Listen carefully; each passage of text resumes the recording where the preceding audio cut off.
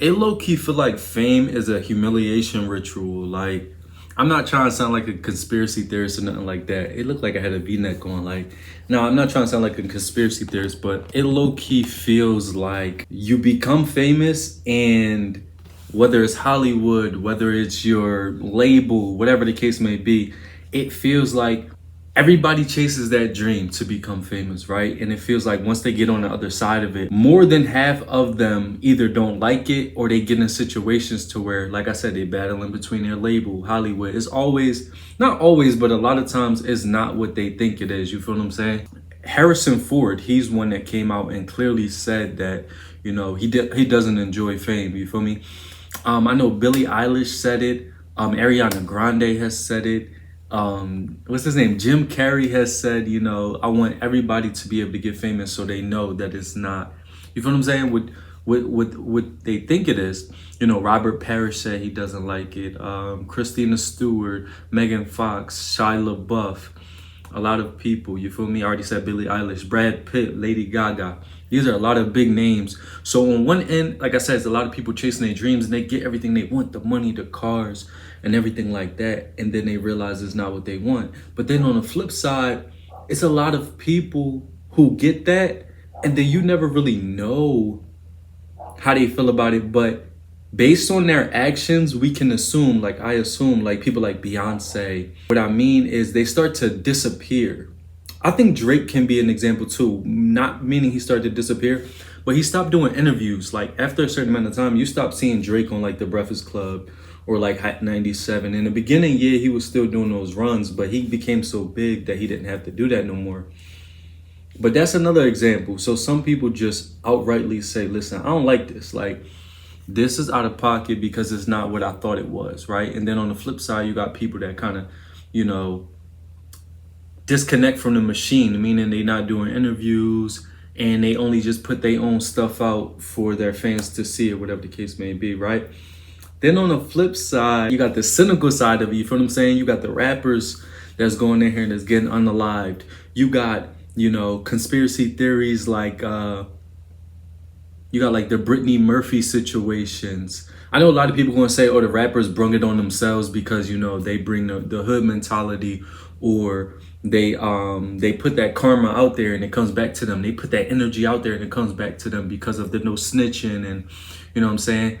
But let's not ignore that we got the Aaliyahs and the Left Eyes and a lot of other situations that are kind of like conspiracy theories that get thrown up in the air, but nobody really knows the truth behind it until time passes, like with the Diddy situation or the R. Kelly situation. So you got so many different breakdowns of why it feels like fame is either not worth it or it feels like a humiliation ritual, whether that's intentional, meaning like you become famous and you're a high vibrational being, or you become famous and you become this public target.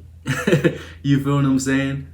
That can't win, or you target yourself in a sense. You become a target because you brung a lifestyle such as the rappers, the hood mentality and stuff, or the fact that you never healed and you became famous, and now you with a producer that's a weirdo or a pedophile, or you know what I'm saying, you with a label that's similar to your toxic manipulative mom. So it's like, you feel what I'm saying, or your manipulative dad. It's like so many different layers of why I feel like fame is either not worth it or it's a humiliation ritual. And like I said, it doesn't have to be a humiliation ritual. That word is so hard to say, humiliation ritual. But it doesn't have to be a humiliation ritual in regards to you get up there and they try to tear you down. I think it's just inevitable for when you get put on a pedestal, it's more than likely for you to be scrutinized more negatively than positively. So a lot of people reach that level and they be like,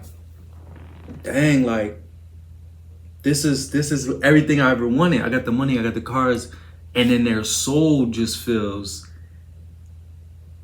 it doesn't feel right. I feel like I got that on a smaller scale when I was in Philly. You feel what I'm saying? I had 2 cars, I had an apartment, I had money, I was in a relationship, you know what I'm saying? And I felt like I had more money coming in than I've ever had. I'll say that, right? So on that small scale, I remember I had $10,000 in my bank account. Like I said, I had 2 cars, I had my apartment, I was in my relationship, and I was around family, right? And on that small scale of living in Philly, it showed me that money don't move me. That money is not something that drives me, nor is popularity. You feel what I'm saying? So that's why following my purpose now is so important. That's why I don't care about the likes and the comments. Even if I post something, I get 2 likes, 3. None of that matters to me. Or that's why when somebody tries to give me an opportunity in regards to money, and I feel like that is not going to be aligned with me, I'm cool off of that. You feel what I'm saying? I can take that bullet. I could go work. I could go do what I got to do, because I've seen the other side of certain things in this life on a spiritual realm, and also I've experienced enough financially, I've experienced enough mentally, that I feel like God showed me that trying to reach certain levels to get, how can I say this, trying to reach certain levels to get a fulfilling feeling, to get fulfillment, let's say that, trying to reach certain levels to get fulfillment in your life, in your soul, to make you feel solid, to make you feel happy, to make you feel like, oh, that was worth it, is never going to come from fame. It's never going to come from money. It's never going to come from girls. It's never going to come from that boyfriend, that girlfriend. It's never going to come from your family. The only thing that filled me up through all of this was God, was working on myself, was becoming a better version of myself. So I just want to say, anybody out there that's chasing fame, you chasing money, you feel like if you get the girls, you're going to be lit. You feel like if you can brag to your girlfriend that, oh, I got him and he's so handsome and he got money. You feel what I'm saying? You could probably, listen, to all the girls out there, you could probably get a guy that got bread. You feel me? He got bread. He said you ain't got working 9 to 5. You feel what I'm saying? He taking you on all these trips. But if he don't fill your soul up, or if he don't, you know what I'm saying, make you, you know, feel like secure in a sense, then it's not gonna matter. It's the same thing with anything, you feel me? All this stuff is spiritual. It's the same thing with fame. It's the same thing with money. You have to be able to ground yourself in this world with something that's not in this world. And that's what I do with God. So do I think fame is a humiliation ritual? I don't. I just think the fact that this world was not created for us to chase worldly things, but it was conditioned by the world for us to think we're supposed to chase those things. You feel what I'm saying? Like for real, all the stuff that we do. I said this the other day on my TikTok live. All the stuff that we do. We go to the beach. We say we're gonna live our lives. We go to the clubs. We do X, Y, and Z. You feel what I'm saying? Not me personally, but just in general. All this stuff that we do, after I woke up, I realized that is not what we really supposed to be doing here. Look at all the people getting unalived, the people that's now even waking up more, talking about the dysfunction, talking about the spiritual warfare, talking about their friends doing them dirty, talking about their family not being, you know, how they're supposed to be. Matthew 10:36 in the Bible, your own enemies will be of your household. This is a true spiritual warfare. I don't really think we're supposed to be here doing the things that we do. We just do it because that's what society has made it into. You feel what I'm saying? It just is what it is, part of the game. So it's hard to balance that, oh, I'm trying to, you know, chase the fame and trying to, you know, get to the money, or trying to chase this, and this. It's hard to battle that.